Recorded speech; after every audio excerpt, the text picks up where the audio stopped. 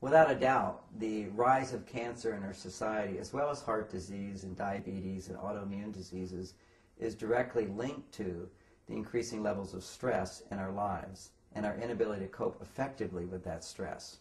Now, often to the layman, when you talk about stress, they're going to be thinking about rising real estate prices, traffic jams, in-laws, neighbors, those variety of stressors. But that's not what we mean as a researcher, how stress causes sickness. What we mean is when you have stressors, and we all have them in our lives, nobody can escape it today, how did our body react to that? And you can measure that reaction in your adrenal glands by the excretion of adrenaline, which everybody knows when you're getting a speeding ticket, your adrenaline levels go up.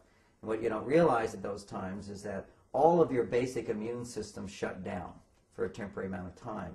Also, cortisol levels get produced. And you can measure cortisol levels in the blood. As people get older in our society, typically their cortisol levels get higher and higher and higher, which means that it's normal to have your cortisol go way up if you're getting a speeding ticket or a bear's chasing you or in danger, but they should come back down.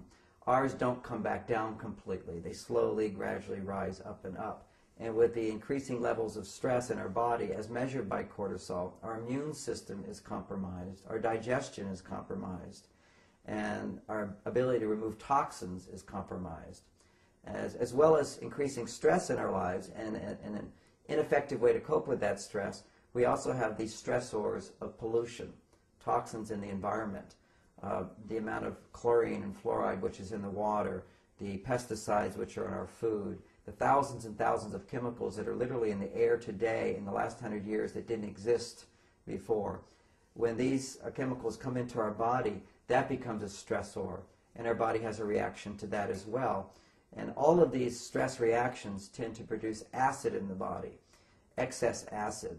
It's your body's defense mechanism to toxic influences.